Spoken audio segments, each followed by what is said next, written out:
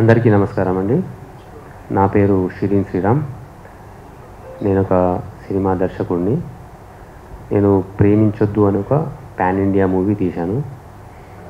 అయితే 2015లో రవికిరణ్ అని ఒక డైరెక్టర్ నాకు రెగ్యులర్గా, అంటే నా సర్కిల్లో, ఫిలిం సర్కిల్లో నాకు ఫ్రెండ్స్గా కొంతమంది ఉంటారు కదా, దాంట్లో రవికిరణ్ అని ఒక డైరెక్టర్ నాకు రెగ్యులర్గా సినిమా తీద్దాం భయ్యా అని రిక్వెస్ట్ చేసేవాడు.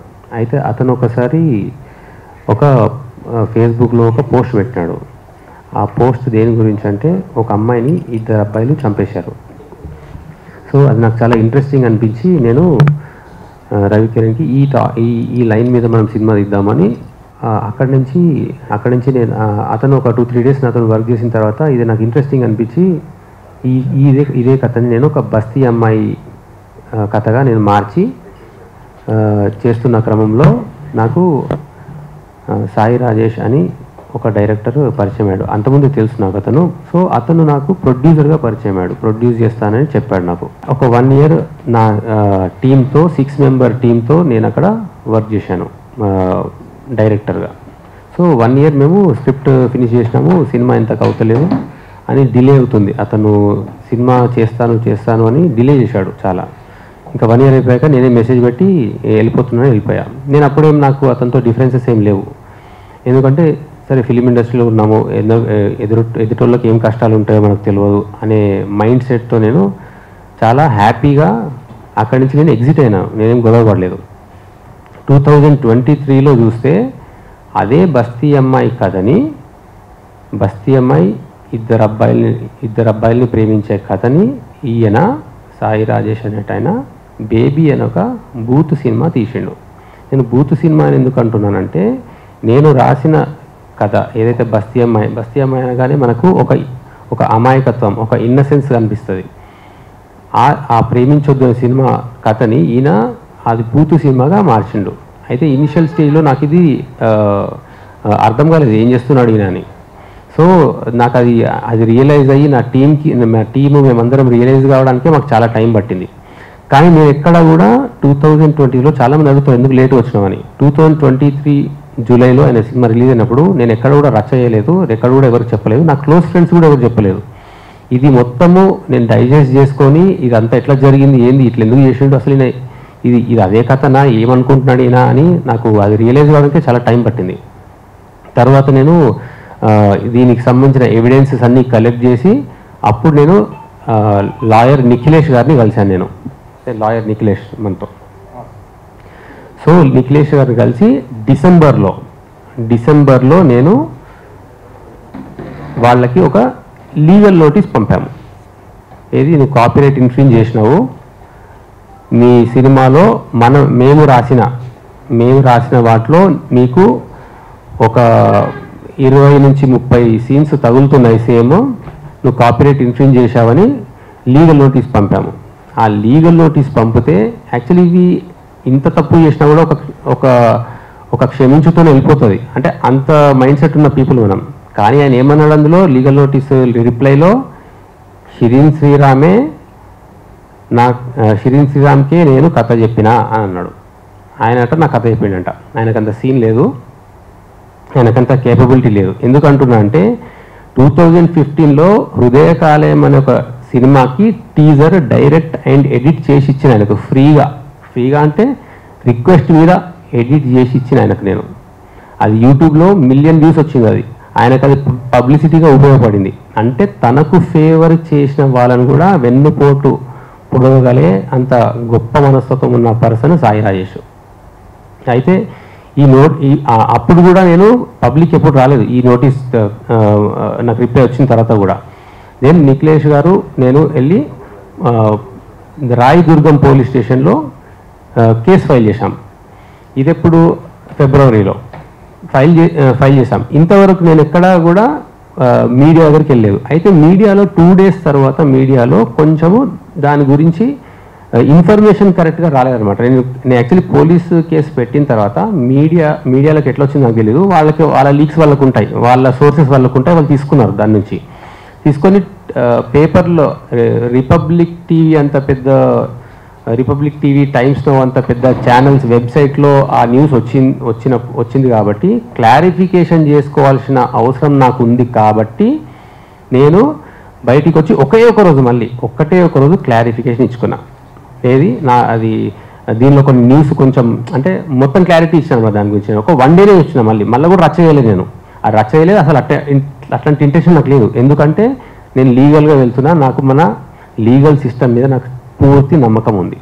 కానీ వీళ్ళు ఏం చేసినారు, ఇప్పుడు ఇంకొక స్టెప్ ఎక్కువ ఎక్కినరు.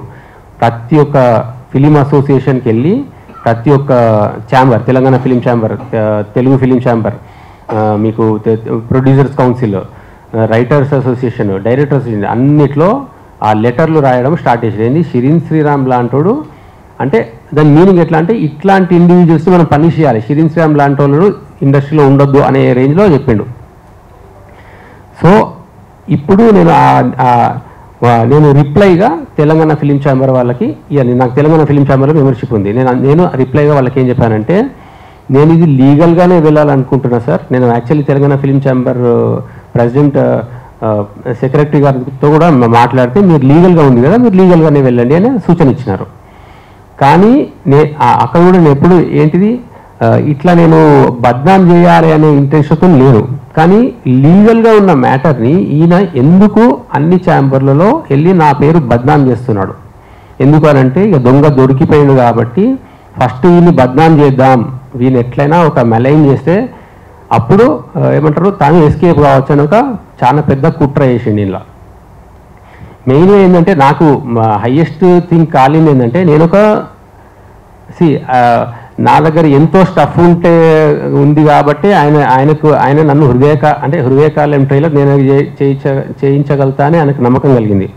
నా సినిమా స్టోరీలో ఎంతో దమ్ముంది కాబట్టే అతనికి కొట్టేయాలనే బుద్ధి కలిగింది. అందుకే నేను క్లియర్గా చెప్తున్నాను, ఫిలిం మేకింగ్కి ఆయన అర్హుడు కాదు. సో అందుకే ఇప్పుడు నేను ఈ పర్టికులర్ టైంలో ఎవిడెన్సెస్ అనేవి సబ్మిట్ చేయాల్సిన బాధ్యత నాకు ఉంది కాబట్టి ఆ పూర్తి ఎవిడెన్సెస్ నేను మీడియా ముందుకు నేను ఈ టైంలో సబ్మిట్ చేస్తున్నాను.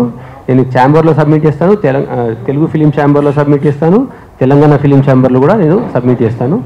ఇప్పుడు ఈయన చరిత్ర మొత్తము ఒక పుస్తకం అయింది. మెల్లిమెల్లిగా రాసుకుంటూ వెళ్తే ఇదంతా ఒక పుస్తకం లాగా తయారైంది. సో ఆ పుస్తకంకి నేను బేబీ లీక్స్ అని పేరు పెట్టాను. ఈ లీక్స్ ఇప్పుడు మీడియా ముందు నేను అందరికీ ప్రజెంట్ చేస్తున్నాను. అండ్ దీని తర్వాత రవికిరణ్ గారు ఒక 2 minutes మాట్లాడతారు. అండ్ లాయర్ గారు కూడా ఆయన పర్స్పెక్టివ్, ఇది లీగల్ ఇష్యూ ఏముంది దీనిలో అని మాట్లాడతారు. ఓకేనా? ఈ బుక్ టోటల్ 72 page బుక్ అండి. ఇది ఆన్లైన్ PDF కూడా దొరుకుతుంది. దీనికి వెబ్సైట్ కూడా ఉంది. ఈ వెబ్సైట్లో మొత్తం ఇదే బుక్ మొత్తం ఉంటుంది. ఈ బుక్ ప్రింట్ అందకపోయినా కానీ PDF ప్రింట్అవుట్ తీయచ్చు. ఈ వెబ్సైట్ babyleaks2023.blogspot.com, ఈ స్కాన్ కోడ్ కొట్టినా మీకు వచ్చేస్తుంది. మీడియాకి దీన్ని ఎక్స్ప్లెయిన్ చేస్తూ మేము వీడియోలు కూడా చేశాము. ఎందుకంటే ఎక్కడ కూడా మా సైడ్ తప్పు లేదని బలంగా నమ్ముతున్నాం కాబట్టి అతను ఒక క్రిమినల్ మైండెడ్ పర్సన్ కాబట్టి ఈ స్టెప్ తీసుకోవాల్సి వచ్చింది. ఒక్కసారి సారీ అనే మాటతోని పోయేదానికి గోటితో పోయేదాన్ని గొడ్డల దాకా తెచ్చుకుంటా అంటారు కదా, ఒక్కసారితో పోయేదాన్ని ఇంత దూరం తెచ్చుకున్నాడు. మా సైడ్ ఫుల్ నిజం ఉంది కాబట్టే మేము ఈ పుస్తకం ఈరోజు రిలీజ్ చేయాల్సిన పరిస్థితి ఏర్పడింది. అండ్ దీని గురించి నాకు ఆ జర్నీ స్టార్ట్ అయినప్పుడు, ఎందుకంటే ఆ బేబీ డైరెక్టర్ ఏమంటున్నాడు, షిరీన్ శ్రీరామ్కి నేను కథ చెప్పినా అంటున్నాడు కదా, అది పచ్చి అబద్ధం అని చెప్పడానికి ఈరోజు రవికిరణ్ అని ఎవరైతే ఆ ఆర్టికల్ షేర్ చేస్తే అతనికి నేను స్పెషల్ థ్యాంక్స్ చెప్పాను. 27 ఇది చూడండి, దీంట్లో రవికిరణ్ దీనిలో పెట్టాను, హాయ్ పీపుల్. ఇది మేము పబ్లిక్లో అనౌన్స్ చేసిన మా ప్రాజెక్ట్ ఆడిషన్స్ కూడా అయినాయి. మరి ఆయన ఏ వరల్డ్లో ఉంటున్నాడో తెలియదు. ఇది చాలా క్రిమినల్ యాక్ట్. ఇది hi people, is everything fine, I'm doing a movie with Amrita productions produced by Sai Rajesh and another big production house. ఈ బిగ్ ప్రొడక్షన్ హౌస్ అంటే ఇది గీతా ఆర్ట్స్. ఎందుకంటే నాకైనా గీతా ఆర్ట్స్కి పరిచయం చేస్తాను అన్నాడు కాబట్టి వెళ్ళినా ప్రొడ్యూస్ చేస్తా అంటే, లేకపోతే ఆయన దగ్గరికి వెళ్ళాల్సిన కర్మ నాకు లేదు, ఆయన కేపబిలిటీ నాకు తెలుసు. So it's a sensational coming of age teen love story, teenage love story. ఇది అంటే విచ్ ఈజ్ ప్రేమించొద్దు. అయితే అప్పుడు దాని పేరు కన్నా ప్లీజ్ అని పెట్టుకున్నాం వర్కింగ్ టైటిల్. ఇక్కడ మీరు లాస్ట్ లైన్ చూస్తే, special thanks to Ravikiran for triggering the story idea in my mind. నా మనసులో నా మైండ్లో ఈ ఐడియా రావడానికి కారణమైన రవికిరణ్కి నేను థ్యాంక్స్ చెప్పదలుచుకున్నాను అన్నాను అని. ఒకవేళ ఇదైతే ఆయన అక్కడే నా కథని నువ్వు వేరేకి థ్యాంక్స్ ఎందుకు చెప్తున్నావు అని అనేటోడు. కానీ మనోడు ఏం చేసిండు, మామూలుడు కాదు, కమెంట్ పెట్టిండు చూడండి కింద, ఎక్స్పెక్టింగ్ ఎ సెన్సేషన్, ఎవరు, Sai Rajesh Baby director, expecting a sensational project, ఆ స్టోరీలో అంత విషయం ఉంది, I'm proud to be associated with this product, good luck Shireen అని నాకు పబ్లిక్లో ఫేస్బుక్లో థ్యాంక్స్ చెప్పిండు దాని గురించి. ఓకే, సో ఇప్పుడు రవికిరణ్ అనేటైనా ఎవరైతే నాతో నా షార్ట్ ఫిల్మ్స్ చేసి నా జర్నీలో ఉన్నాడో అతను దీని గురించి కొంచెం మాట్లాడతాడు. నమస్కారం. ఇప్పుడు కోర్ట్స్ దగ్గరికి వెళ్తాం న్యాయం జరుగుతుందని, తర్వాత పోలీసుల దగ్గర కూడా వెళ్తాం ధర్మం నిలబడుతుందని, తర్వాత వచ్చేది మీ దగ్గరికే. సో మీ వల్ల ఇది న్యాయం మాకు జరగాలనేది మా ఒక కోరిక. సో బేసికల్గా నా ఇంట్రొడక్షన్ ఏంటంటే, ఐఎమ్ అ ఫిల్మ్ మేకర్. నాకు షిరీన్ 2012లో 2015లో 2 షార్ట్ ఫిలిమ్స్ ప్రొడ్యూస్ చేసినాడు. నేను షిరీన్ తీసిన షార్ట్ ఫిలిమ్స్ చూసి డైరెక్టర్ అవ్వాలని ఒక ఇన్స్పిరేషన్ వచ్చి నేను షార్ట్ ఫిలిమ్స్ చేయడం స్టార్ట్ అయింది. దానికి ముందు నేను అన్నపూర్ణ ఫిలిం స్కూల్లో డైరెక్షన్ కోర్స్ కూడా చేసినాను. సో నేను ఎవరెస్ట్ పర్వతం అనేది Tollywood first documentary feature film అనేది నేను చేసి అమెజాన్లో రిలీజ్ కూడా చేసినాను. నెక్స్ట్ మిస్టర్ కింగ్ 7777 అనే ఒక మూవీ కూడా డైరెక్ట్ చేస్తున్నాను. సో ఇక్కడ ఏంటంటే, ఇక్కడ నేను ఒక ప్రైమ్ ఎవిడెన్స్ అయిపోయింది. So I'm the prime evidence. So బేసికల్గా ఏం జరిగిందంటే 2015 ఆ టైంలో ఒక పేపర్ ఆర్టికల్ చూసిన. సో ఆ ఆర్టికల్ చూసి కొంచెం ఎమోషనల్ అయ్యి నేను ఫేస్బుక్లో పోస్ట్ చేసిన. సో చాలామంది నా ఫేస్బుక్లో చాలామంది ఉన్నారు, బట్ షిరీన్ ఆ చిన్న ఆర్టికల్ని చూసి ఇన్స్పైర్ అయ్యి దాంట్లో ఏదో విషయం ఉందని అతను నమ్మినాడు. సో కాల్ చేయడం జరిగింది, నేను షిరీన్ దగ్గరికి వెళ్ళడం జరిగింది. సో షిరీన్ నాకు ఏం చెప్పిండంటే, ఆ పేపర్ ఆర్టికల్ చూసి ఇది మూవీ తీస్తే ఎలా ఉంటుంది అని కాసేపు డిస్కషన్ కూడా చేయడం జరిగింది.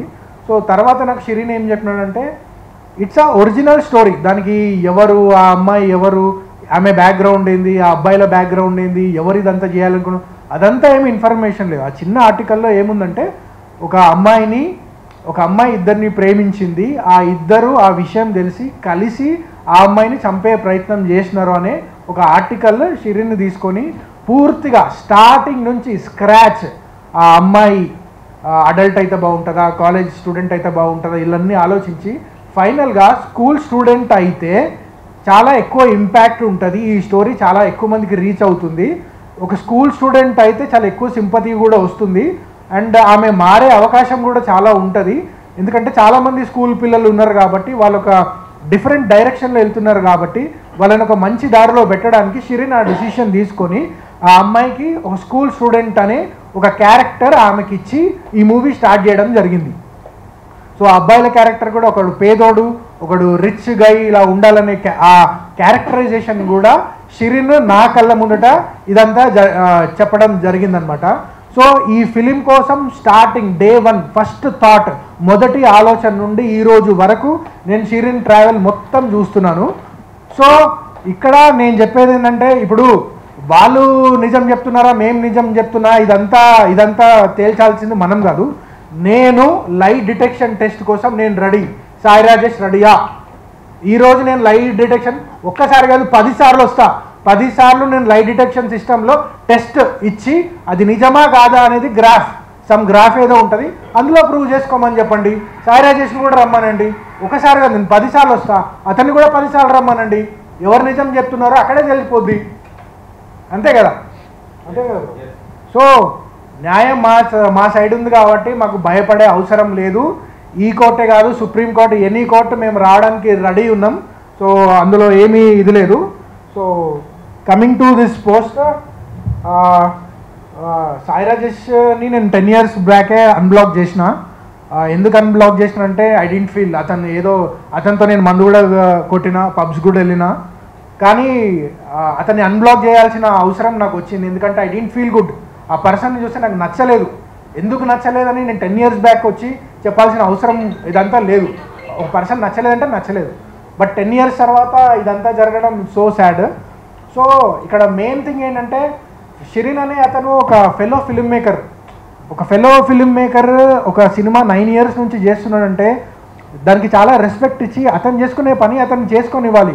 బట్ ఫిలిం షూట్ చేస్తుంటే ఆ స్క్రిప్ట్ దొంగలించి మరి సినిమా చేయాల్సిన అవసరం అతనికి లేదు. అండ్ June 7th ప్రేమించొద్దు అనే మూవీ రిలీజ్ అవుతుంది. రిలీజ్ టైంలో రిలీజ్ గురించి ప్రమోషన్స్ చేసుకోవాలా, లేకపోతే దీని గురించి ఇదంతా అవసరమా? అతని డ్రీమ్, అతను చిన్నప్పటి నుంచి కల కానీ ఒక డ్రీమ్ అది, అట్లాంటి డ్రీమ్ని అతను నాశనం చేసే ప్రయత్నం చేసినాడు. సో దయచేసి మీరు ఖచ్చితంగా న్యాయం జరిపించాలని మీ అందరినీ నేను కోరుతున్నాను. సో ఇదంతా ఎవిడెన్స్ అండి, ప్లీజ్ దయచేసి చాలా డీటెయిల్గా ఈచ్ అండ్ ఎవ్రీ లైన్ చూడండి. ఇన్నాళ్ళు ఎవిడెన్స్ లేదు లేదు ఎక్కడ ఎవిడెన్స్ అని అడిగినారు కదా, హిస్టరీలో ఇంత పెద్ద ఎవిడెన్స్తో ఇప్పటివరకు ఏ ఫిల్మ్ మేకర్ రాలేదండి. సో దయచేసి మీరు ఎలాగైనా సరే ధర్మం నిలబడేలా మీరు చేయాలని నేను రిక్వెస్ట్ చేస్తున్నాను. I'm the evident prime evidence. Any time, any place, any centre, any channel నేను వస్తా. నా పేరు రవికిరణ్ రాజు, ఫోన్ నెంబర్ 9030953978. నమస్తే, నిఖిలేష్ తొగరి అడ్వకేట్. నా పేరు నిఖిలేష్ తొగరి అడ్వకేట్. సో ఇక్కడ ఒక ఫిల్మ్ మేకర్ బాధని మనం అర్థం చేసుకోవాల్సిన సిచ్యువేషన్ ఇది. షిరీన్ శ్రీరామ్ నాకు సోషల్ మీడియా ద్వారా తను చేసిన షార్ట్ ఫిలిమ్స్, కొన్ని సాంగ్స్ ద్వారా నాకు పరిచయం ఇంతకుముందు. సో నేను సోషల్ మీడియాలో తన వర్క్ నేను చాలా మెచ్చుకునేవాడిని. బికాజ్ ఆయన ఫోటోగ్రఫీ కానివ్వండి, వీడియోగ్రఫీ కానివ్వండి చాలా అద్భుతంగా తీసేవాడు. అండ్ 1-2 సార్లు నేను కామన్ ఫ్రెండ్స్తో కూడా నేను మాట్లాడా. చాలా nice person, nice human being. ఇక్కడ సడన్ వన్ డే ఏం చేశాడంటే ఆయన నాకు కాల్ చేసి, సార్ ఇట్లా ఒక చిన్న పని ఉంది, ఒకసారి అపాయింట్మెంట్ కావాలి అని అన్నాడు. విషయం ఏంటండి అని అడిగాను నేను. ఏం లేదండి, నేను మూవీ ఒకటి తీశాను, ఇప్పుడు ఈ మధ్య బేబీ మూవీ వచ్చింది కదా, నాది కాపీ కొట్టారు అని చెప్పారు. నేను చాలామంది ఇలా అంటుంటారు కదా అని చెప్పి నేను కూడా సరే కలుద్దాంలేండి అని చెప్పి చిన్నగా అవాయిడ్ చేయడానికి స్టార్ట్ చేశాను. అదే ఏదో ఉంటుంది, ఎక్కడో చిన్న ఒక సీను, ఒక షార్ట్ ఎక్కడో మ్యాచ్ అయి ఉంటుందిలేండి అనుకున్నాను నేను. కానీ ఆయన అలా నేను 1 month అపాయింట్మెంట్ కూడా ఇవ్వాల. 1 month, 1.5 month తర్వాత ఆయన కంటిన్యూ కాల్ చేస్తున్నాడు. సరే ఏదో పనిలో ఉన్నాను, నేను చేద్దాంలే అని అనుకున్నాను. కానీ ఒకరోజు గట్టిగా కొంచెం మాట్లాడాడు, సార్ ఒక్కసారి 1 గంట కూర్చుందాం మనం అని చెప్పాడు. సరే అని చెప్పి 1 గంట కూర్చుందాం ఏంటి అని చెప్పి చూసుకున్నాను. ఇలా సో అండ్ సో నేను ఇట్లా ఫిల్మ్ మేకర్ని, నా పేరు షిరీన్ శ్రీరామ్, ఇట్లా అంటే నాకు మీరు ముందే తెలుసండి అని చెప్పాను. అయితే నా ఇట్లా సినిమాకి అన్యాయం జరిగిందండి, ఇట్లా బేబీ సినిమా, నా సినిమానే ఇట్లా ప్రేమించొద్దు అనే ఒక నేను టైటిల్ 1 year నన్నుతో వర్క్ చేయించుకున్నారు. ఆ తర్వాత నాకు పెట్టకుండా తన పేరు, నా సినిమా పేరు మీద కన్నా ప్లీజ్ని బేబీగా మార్చి ఆయన తన పేరు వేసుకొని ఇట్లా చిన్న మాడిఫికేషన్ చేసి తీశారు అని చెప్పారు. సరే ఫిల్మ్ ఎలాగా, ఇప్పుడు ఒక ఐడియా, ఒక ఇన్స్పిరేషన్ చాలా మందికి వస్తుంది, ఇది చాలా మంది వేసే అలిగేషనే. మీరు ఎలా ప్రూవ్ చేస్తారు, ఎవిడెన్స్ ఏంటి, దానికి ఎప్పటి నుంచి ట్రావెల్ అవుతున్నారు మీరు అని అంటే, ట్రస్ట్ మీ, నేను ఎక్కడ కూడా ఇలా చూడలేదండి.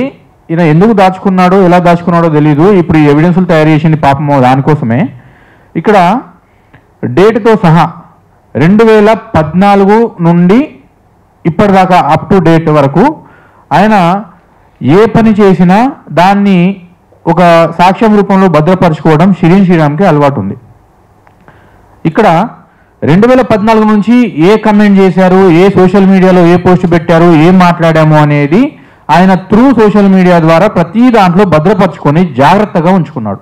నేను ఆ ఎవిడెన్స్ అంతా చూసిన తర్వాత ఈయన ఆ సినిమాకి నా సినిమాకి ఏమేమి సీన్లు మ్యాచ్ అవుతున్నాయి అన్న తర్వాత నేను ఒకసారి షాక్ గురయ్యా. అరే ఇలా ఎవిడెన్స్ ఇంత పకడ్బందీగా కూడా దాచుకోవడం సాధ్యమా అనేది నేను ఆలోచించి, మరి ఫిల్మ్ మేకర్ మనస్తత్వం ఎలా ఉంటుందంటే, కొత్తగా ఇండస్ట్రీకి వచ్చే ఫిల్మ్ మేకర్ చాలా సెన్సిటివ్గా ఉంటారు. చాలా సెన్సిటివ్గా ఉండి నేను నా కెరీర్ బయటకు వస్తే చాలు, నాకు పేరు రావాలి, నాకు ఇండస్ట్రీలో గుర్తింపు రావాలి, పబ్లిక్లో గుర్తింపు రావాలి అని ఒక ప్యాషనేట్గా పనిచేస్తారు. అలాంటి క్రమంలో ఈయన తీసే సినిమాని, ఈయన ఆస్తిని, ఈయన ఇంటలెక్చువల్ యొక్క ప్రాపర్టీని ఎవరో సడన్గా దొంగతనం చేసి ఈయన పుట్ట కొడితే ఆ బాధ ఎలా ఉంటుందో నాకు తెలుసు. ఎందుకంటే నాకు లిటరేచర్ మీద నాకు కొంచెం గ్రిప్ ఉంది. నేను కూడా ఫిల్మ్ మేకింగ్ సైడ్ ఒక కన్నేసి ఉంచాను అనమాట.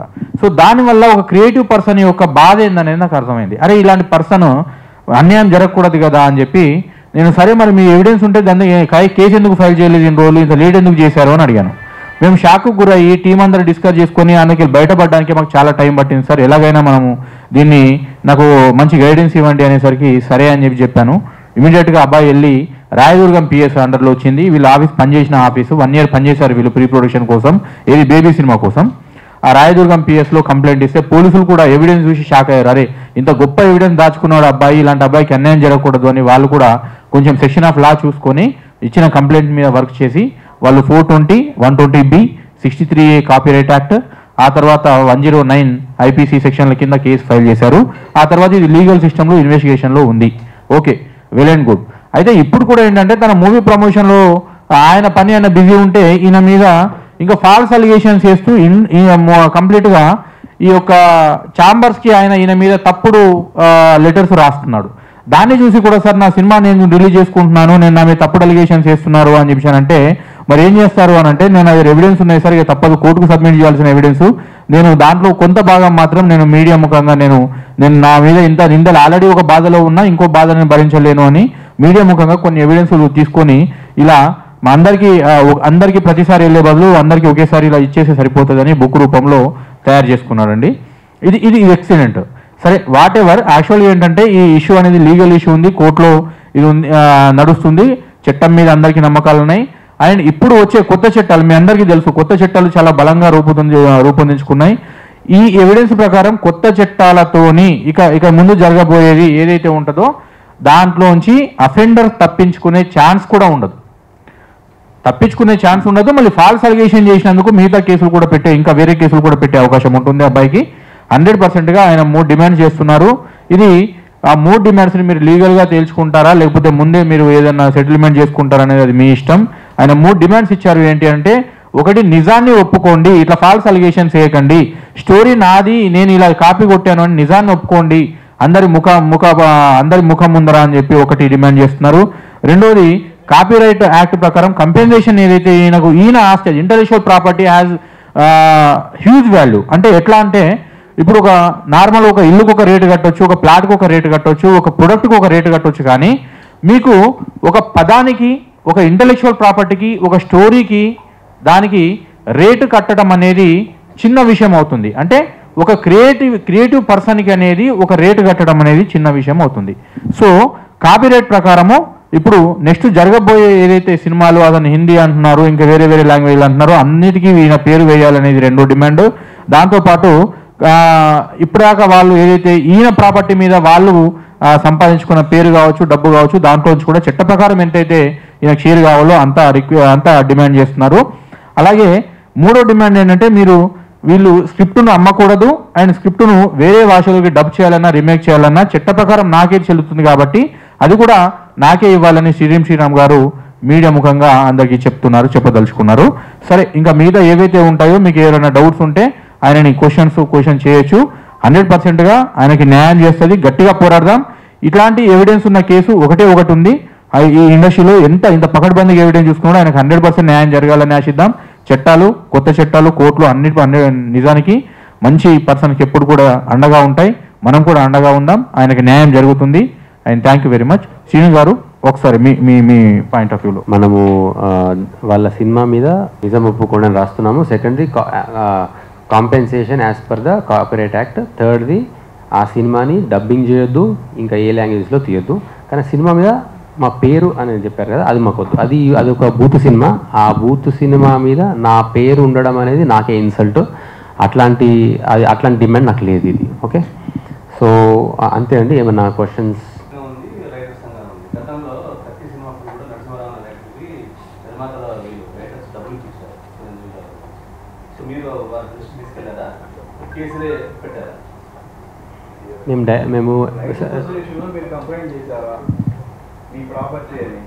మేము ఫస్ట్ డైరెక్ట్ వెళ్ళి పోలీస్ కంప్లైంట్ ఇచ్చాము. ఎందుకంటే ఈయన క్రిమినల్ మైండెడ్ పర్సన్ కాబట్టి నేను ఎవరికి ఇక్కడ అసోసియేషన్కి ఎక్కడ చెప్పలేదు.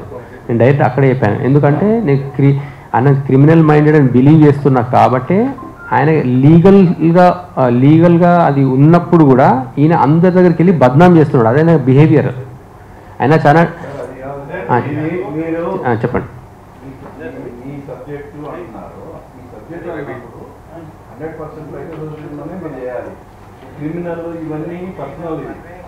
పర్సనల్ ఎందుకు అవుతుంది?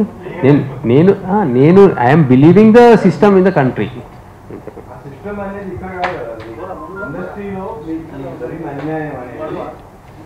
మీరు త్రూ అసోసియేషన్స్ ద్వారా పరిష్కారం చేసుకోవాలి. ఇది మీకు ఎంతకాలం మీరు ఇండస్ట్రీలో ఉన్నారో నాకు తెలియదు. మినిమం నాలెడ్జ్ కదా. మీకు ఏమైనా అన్యాయం జరిగితే కన్సర్న్ అసోసియేషన్కి వెళ్ళి కంప్లైంట్ చేయాలి. మీరు చేయకుండా నాకు పోలీస్ స్టేషన్లో చేస్తారంటే అది కరెక్ట్ కాదు కదా. అది నాకు ఈ అసోసియేషన్లో మెంబర్షిప్ లేదు. తెలంగాణ ఫిలిం ఛాంబర్లో నాకు మెంబర్షిప్ ఉంది. One thing. ఇంకొకటి ఏంటంటే ఆ విఘ్నత అనేది నేను న్యూ కమర్ని ఫస్ట్ ఫిలిము ఆయన 4 సినిమాలు చేసినప్పుడు మీరు అన్నట్టు కాంప్రమైజ్ అయితే ఆయన ఫస్ట్ ఒకసారి మాట్లాడదాం అనాలి. ఇందులో నేను ఫిలిం ఛాంబర్కి తెలంగాణ ఫిలిం ఛాంబర్ దాంట్లో కూడా నేను రాశాను దాంట్లో, సార్ ఒకవేళ తెలంగాణ ఫిలిం ఛాంబర్ కనుక ఈ ఇష్యూని సాల్వ్ చేయాలనుకుంటే నేను పూర్తిగా సహకరిస్తాను అని అందులో మెన్షన్ చేసిన. ఆ లైన్ చూసి అట్లీస్ట్ వాళ్ళకి మెచ్యూరిటీ ఉంటే, ఒక 4 సినిమాలు పెద్ద ప్రొడక్షన్ హౌసెస్ అవి, వాళ్ళకి ఆ మెచ్యూరిటీ ఉంటే అవునరా బాబు ఇది ఇండస్ట్రీలో మనం సాల్వ్ చేసుకోవాలి అని అనుకున్నప్పుడు వాళ్ళు నాకు రావాలి. ఇది మనం సాల్వ్ చేయాలి. వాళ్ళు రాలేదు.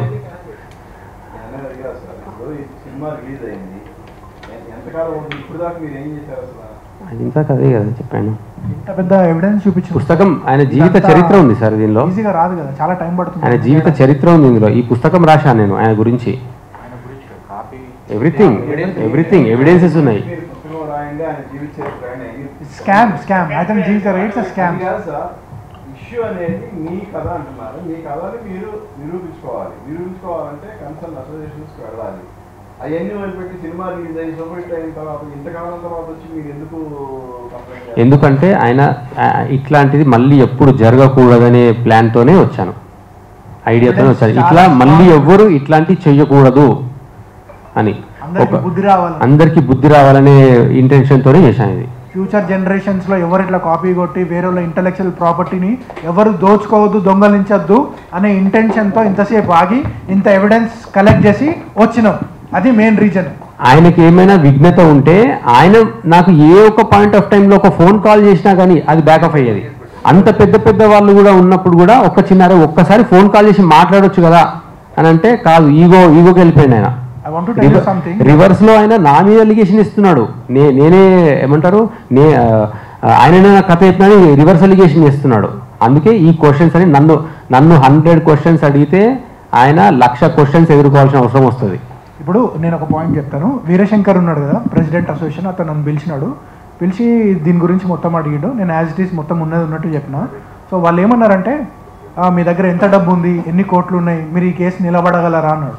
నేను ఒకటే పాయింట్ చెప్తున్నా, ఈ కేసు నిలబడడానికి మాకు ఎన్ని కోట్లు ఉన్నాయి, ఎన్ని డబ్బులు ఉన్నాయి కాదు, ఎంత నిజం ఉంది, మా దగ్గర న్యాయం ఉంది, అందుకని మేము దీన్ని ఫైట్ చేస్తున్నాం. ఎన్ని కోట్లు ఉండాలండి న్యాయం గెలవడానికి? ఎన్ని కోట్లు ఉండాలి? సినిమా రిలీజ్ అయినప్పుడు ఎందుకు మీరు ఈ విషయాన్ని ప్రెస్ ముందు కానీ లేదంటే కన్సర్న్ సార్ ఇప్పుడు ఏ ఎవిడెన్స్ లేకుండా కోర్టుకి వెళ్తే ఎవిడెన్స్ అడుగుతారు కదండి. హలో ఎక్స్క్యూజ్ మీ, ఇదే క్వశ్చన్ నేను అడిగానండి అబ్బాయిని. ఏంటంటే నా దగ్గర నన్ను కన్సల్ట్ చేసినప్పుడు ఇదే క్వశ్చన్ నేను అడిగాను. ఇంత లేట్ ఎందుకు అయింది అని అంటే, సార్ మీరు డైరెక్ట్గా ఇప్పుడు మీకు కన్సల్ట్ చేసి మీకు ఎవిడెన్స్ ఏముంది అని చెప్పి అడుగుతారు. అసలు ఇక కాపీ కొడతారు అనేది నేను ఎక్స్పెక్ట్ చేయలేదు. ఫస్ట్ ఆఫ్ ఆల్ నా ఇంటెలెక్చువల్ ప్రాపర్టీని కాపీ కొట్టినప్పుడు నేను షాక్ అయ్యి ఆ డిప్రెషన్లోకి వెళ్ళిపోయాము. టీం అందరం డిస్కస్ చేసుకున్నాము. ఏదైనా బయట పెట్టే ముందు మీకు సాక్ష్యం ఏముంది అని వెంటనే అడుగుతారు. ఆ సాక్ష్యాలు అనేవి నేను గ్యాదర్ చేయడానికి నాకు కొంత కాలం టైం పట్టింది. దానికోసం నేను ఆ టైం తీసుకొని నేను వచ్చాను అనే విషయం చెప్పారు వాళ్ళు. నాకు తెలిసి 1.5-2 months తీసుకున్న టైం. అప్పుడు అదే ఈ లీగల్ నోటీస్ కూడా ఇది చేసినప్పుడు కూడా సరే ఆయన వర్షన్ ఏముంటుందో అని చెప్పి ముందు డైరెక్ట్గా కేసు పెట్టలేదు. వీళ్ళు లీగల్ నోటీస్ పంపించారు. లీగల్ నోటీస్ పంపించి ఇలా జరిగింది, ఇలా మేము పనిచేసాము, మనం ఇలా కలిసాము, మీరు నా స్టోరీని ఇలా కాపీ కొట్టి ఇలా చేసుకుంటున్నారు, దీనికి మీ సమాధానం ఏంటండి అనేది లీగల్గా ఒక నోటీస్ పంపించారు. మొత్తం జరిగినంత రాసి పంపిస్తే మీరు ఒకవేళ వాళ్ళకు కొంచెం టైం ఇచ్చారు, మీరు రిప్లై ఇవ్వకపోతే మాత్రం మేము లీగల్గా చూసుకోవాల్సి వస్తుందంటే, నువ్వు నాకు చెప్పలేదు నేనే మీకు చెప్పానని రిప్లై నోటీస్ ఇచ్చారు ఆయన తన అడ్వకేట్ ద్వారా. It is one of the ఏమంటారు అది క్రిమినల్ కాన్స్పిరెన్సీ. అంటే ఇంత లేట్గా వచ్చినా కూడా నిజమేమైనా మారుతుందా? దొంగతనం అవుతుంది కదా.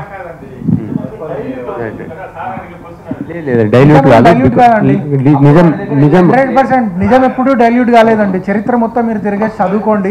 నిజం అనేది ఎప్పుడు సార్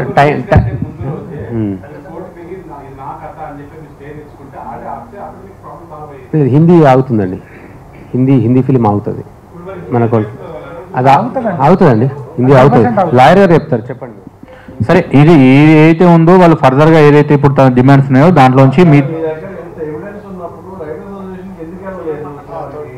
తను యాక్చువల్గా న్యూ కమర్ అండి. ఈ అసోసియేషన్ గురించి పెద్దగా అవగాహన లేదు ఆయనకి. ఇండిపెండెంట్ ఫిల్మ్ మేకర్ కూడా, independent film maker. He has no subscription in that associations. ఆ అసోసియేషన్ మెంబర్షిప్ లేదు. అండ్ రెండోది, ఆయన పెద్ద ప్రొడక్షన్ హౌస్లోంచి కనెక్షన్స్ ఉన్నాయి. ఈయనేమో నేను న్యూ కమర్ని వస్తున్నాను, నాకు సపోర్ట్ దొరుకుతుందా లేదా అనే ఒక కన్ఫ్యూజన్లో ఉన్నాడు.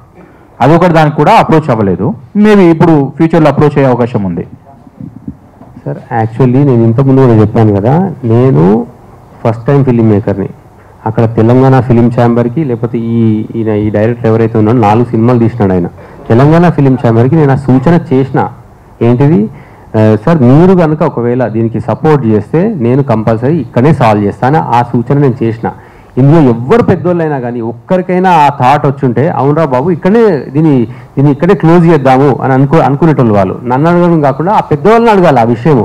ఆయన వచ్చింది కదా మీ దగ్గరికి, క్లియర్గా చెప్పిండు కదా అందులో, మనం ఇక్కడే సాల్వ్ చేసుకున్నాం ఇండస్ట్రీలో అని అంటే మీరు లీగల్గానే సాల్వ్ చేసుకొని వాళ్ళు చెప్పిండ్రు. కాబట్టి నేను అట్లా కంటిన్యూ అయినా. ఇంకొకటి సార్ టైం విషయం చెప్తాను. టైం అంటే ఇది ఎమోషనల్ ఉంటుంది. ఎందుకంటే ఇప్పుడు ఇక్కడ నా ఫ్రెండ్ రూపక్ రొనాల్డ్స్ అని ఉన్నాడు, కాలేజ్ ఫ్రెండ్. అతను పరేషాన్ ఒక మూవీ తీసినాడు. సేమ్ సాయి రాజేష్ దగ్గర కొబ్బరి మట్ట సినిమా అని తీసినాడు. ఎవరు? రూపక్ డైరెక్టర్. ఆయన చెప్పుకోడు ఎప్పుడు, నీ ఫస్ట్ సినిమా ఏందిరా, నా college friend, film school friend నాకు, నీ ఫస్ట్ సినిమా ఏందిరా అని అంటే పరేషాన్ అని చెప్తాడు. కానీ రానా గారు రిలీజ్ చేసినారు రీసెంట్గా, పరేషాన్ అని చెప్తాడు కానీ ఎప్పుడు కొబ్బరి మట్ట అని చెప్పాడు. అంత హారిబుల్ ఎక్స్పీరియన్స్ ఆయనకు సాయి రాజేష్తో. ఆయన నాకు స్క్రీన్ షాట్ ఇచ్చిండు, ఈ బుక్లో ఉంటుంది చూడండి. 5 years పనిచేస్తే ₹1 కూడా ఇవ్వలేదు ఆయనకు, ₹1 కూడా ఇవ్వలేదు. లాస్ట్ 5 years తర్వాత మెసేజ్ పెట్టిండు, సార్ నేను మిమ్మల్ని నమ్మి ఇన్ని రోజులు మీతో పనిచేసిన, ఆఖరికి సినిమా రిలీజ్ అయింది, మీరు హిట్ అయిందని కూడా పబ్లిక్కి చెప్తున్నారు, కొబ్బరి మట్ట సినిమా హిట్ అయిందని కూడా పబ్లిక్కి చెప్తున్నారు, నాకు ఒక ₹1 lakh ఇవ్వండి సార్ అని అడిగిండు రూపక్. 1 lakh 5 yearsకి ఎంత అవుతుందండి? పర్ మంత్ 1500 2000 రూపీస్ అవుతుంది. ఒక జూనియర్ ఆర్టిస్ట్ వెళ్ళి ఒక జూనియర్ ఆర్టిస్ట్కి 3000 ఇస్తారు, నాకు తెలిసి 3000 ఇస్తారా, రఫ్ 3000 1 day ఇస్తారు. ఈయన నెలకి 2000 అడిగిండు. అడిగితే అది కూడా ఇస్తా అని చెప్పి ఎగ్గొట్టాడు. ఇప్పుడే రూపక్ దగ్గరికి వెళ్ళి, ఒరే 5 ఏళ్ళు ఏం చేసినవరా అంటే, అది అనుభవించడం తెలుస్తుంది. 5 ఏళ్ళు ఏం చేసినవరా, ఈ స్క్రీన్ షాట్ నాకు ఎందుకు చూపెట్టలేరా, మేము ఇంతమంది ఉన్నాం రా అని అంటే, అది అనుభవించేటోడికి అర్థమవుతుంది అది ఆ పాయింట్. సో అందుకే ఇవన్నీ షాక్ వాల్యూలో ఉంటాయండి. ఇట్లాంటి వాళ్ళు ఉంటారా అని అనిపిస్తుంది. ఆ షాక్ వాల్యూ నుంచి బయటికి రావడానికి మనకు టైం పడుతుంది. Because industry is a very beautiful place. మనకు చాలా ఏమంటారంటే ఒకరికొకరు రెస్పెక్ట్ ఇచ్చుకొని మాట్లాడతారు. సార్ అంటారు, గారు అంటారు. నేను యాక్చువల్లీ తెలంగాణ నుంచి వచ్చిన, నాకు ఎక్కువ గారు అనే వర్డ్ అలవాటు లేదు నాకు. కానీ ఇండస్ట్రీలోకి వచ్చినాక అందరినీ గారు అని రెస్పెక్ట్తో సంబోధించడం ఇక్కడ నేర్చుకున్నా. సో ఇంత బ్యూటిఫుల్ ప్లేస్లో ఇట్లాంటి షాకింగ్ పీపుల్ ఉంటారని నేను ఎవరు ఎక్స్పెక్ట్ చేయరు. సో అందులోంచి బయటపడడానికి టైం పడుతుంది. అందుకే కొంచెం టైం పట్టింది. బట్ నిజం అనేది ఎప్పటికైనా బయటికి వస్తుంది. అది ఈరోజు వచ్చింది. అది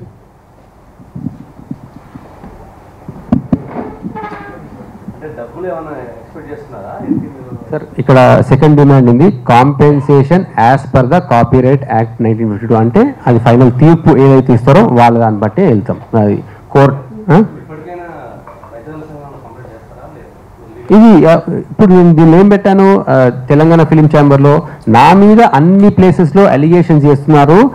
ఇట్లాంటి షిరీన్ శ్రీరామ్ లాంటి ఇండస్ట్రీలో ఉండొద్దు అన్నట్టు రాస్తున్నారు. కాబట్టి ఇట్లాంటి వాడు మీద యాక్షన్ తీసుకోవాలని రాస్తున్నారు. కాబట్టి బాధ్యతగా తిరిగి నేను కూడా అందరికీ ఎవిడెన్సెస్ సబ్మిట్ చేస్తానని వాళ్ళకి రిటర్న్ లెటర్ రాసిన. ఇప్పుడు ఈ అసోసియేషన్ అందరికీ నేను ఈ పుస్తకం ఇస్తాను, మొత్తం ఎవిడెన్సెస్ అన్ని ఇస్తా వీళ్ళందరికీ.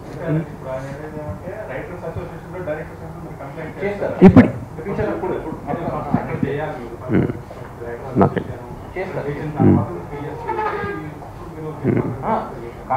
అసోసియేషన్కి కంప్లైంట్ ఇవ్వడానికి పిఎస్కి వెళ్ళడానికి సంబంధం లేదండి. లీగల్గా మనం ఎప్పుడైనా మనం డైరెక్ట్గా పిఎస్కి ఇచ్చేయచ్చు. అసోసియేషన్ అనేది ప్రైవేట్ బాడీ, జనరల్ ఇండస్ట్రీ. లేదు అక్కర్లేదు. అక్కడ నుంచి మనం డైరెక్ట్ రిజిస్ట్రేషన్ కాపీరైట్ ఇది చేసుకున్నా సరిపోతుంది. ఇంకో 2-3 రకాలు కూడా రిజిస్ట్రేషన్స్ ఉంటాయి. అబ్బాయి చేశాడు అది. ఒక ఓన్లీ కాపీ రైటర్స్ అసోసియేషన్లో డైరెక్టర్ అసోసియేషన్లో కాపీరైట్ రిజిస్ట్రేషన్ చేస్తేనే రిజిస్ట్రేషన్ అవుతుంది అనేది ఇన్ని రోజులు అనుకుంటారు. అది కాదు. రిజిస్ట్రేషన్ ఇంకో 2 రకాలు కూడా ఉంటుంది. అది తను ఆ జాగ్రత్త పడ్డాడు. కాపీరైట్ ఏదైతే బేబీ సినిమా ఆయన ఏదైతే రిజిస్ట్రేషన్ చేసుకున్నాడో అంతకు ముందే ఆ స్క్రిప్ట్ అనేది ఇతని దగ్గర రిజిస్టర్ అయి ఉంది. ఓకే, కోర్టుకు కావాల్సిన ఎవిడెన్స్ లీగల్గా he is a very strong. Okay, so ఇప్పుడు మీరు ఏదైతే అంటున్నారో 100% పెద్ద మనుషుల దృష్టికి తీసుకెళ్తారో, వాళ్ళు ఏదైతే న్యాయం చెప్తారో ఆ రూట్లో ఫాలో అవ్వడానికి కూడా తనకు నచ్చితే ఈజ్ రెడీ. ఇండస్ట్రీలో ప్రాబ్లం వచ్చినప్పుడు ఇండస్ట్రీలో ఉన్న ప్రజలందరికీ తెలుసుకునే విషయాలు కొన్ని ఉంటాయి కదా. అవును అవును మీరు ఆ విషయంలో వచ్చేటప్పటికి రైటర్స్ అసోసియేషన్ కానీ డైరెక్టర్ అసోసియేషన్ కానీ ముందు అక్కడ కంప్లైంట్ చేస్తూ ఉంటే ఈ ప్రాబ్లం సాల్వ్ ఉంది కదా, ఎందుకు చేయలేకపోయారు? అయితే డైరెక్టర్ అసోసియేషన్లో ఆయన మెంబర్షిప్ లేదు ఒకటి, ఆ మెంబర్స్ వాళ్ళకు మాత్రమే వాళ్ళు హెల్ప్ చేస్తారు ఒకటి. కాపీరైట్ అసోసియేషన్ అంటే ఇది రైటర్ అసోసియేషన్లో కూడా మెంబర్షిప్ లేదు, అక్కడ మెంబర్షిప్ తీసుకుంటేనే వీళ్ళు హెల్ప్ చేస్తారు. ఇప్పుడు తీసుకుంటున్నారు, నెక్స్ట్ ఫ్యూచర్లో ఏంటంటే అప్కమింగ్ డేస్లో తీసుకుంటారు. అది ఆ పెద్ద మనుషుల మధ్యలో కూడా కూర్చుంటారు, ఎందుకంటే తన మీద ఫాల్స్ అలిగేషన్ చేస్తున్నాడు కాబట్టి. అన్నీ చేస్తాము. ఎందుకంటే నేను ప్రామిస్ చేసిన తెలంగాణ ఫిలిం ఛాంబర్కి నా మీద అలిగేషన్ అసోసియేషన్ వస్తున్నాయి కాబట్టి నేను అందరికీ ఎవిడెన్సెస్తో త్వరలో వస్తాను అని చెప్పాను. ఈవెన్ ఆ రోజు ఎప్పుడైతే న్యూస్ పేపర్లో వచ్చిందో మీడియా మిత్రులకు కూడా కొందరు నాకు ఇంటర్వ్యూ చేసినారు ఒకరోజు, వాళ్ళకు కూడా నేను ఎవిడెన్సెస్ ఇస్తాను, వెయిట్ చేయను అన్నాను. ఇప్పుడు నేను ఇస్తాను అందరికీ. ఇది చాలా కష్టపడి చేసిన ఫిలిం అండి, చాలా టీం, చాలా huge work. So June 7th ఈ మూవీ రిలీజ్ అవుతుంది. ఇప్పుడు ఆ సాయి రాజేష్ బలుపు ఏంటంటే అంత పెద్ద హిట్ సినిమా నేను ఇచ్చిన, అందుకే నేను ఏమైనా చేయొచ్చు, ఇండస్ట్రీలో ఏం చెప్పినా నడుస్తా అనే ఒక బలుపుతో ఉన్నాడు. సో ప్రేక్షకులకి రిక్వెస్ట్ చేసేది ఏంటంటే దయచేసి ప్రేమించొద్దు ఫిలిం మీరు అందరూ చూసి దాన్ని ఘన విజయాన్ని చేసి ఒక చెప్పుతో కొట్టినట్టు సమాధానం మీరే ఇవ్వాలని నేను మనస్ఫూర్తిగా కోరుకుంటున్నానండి.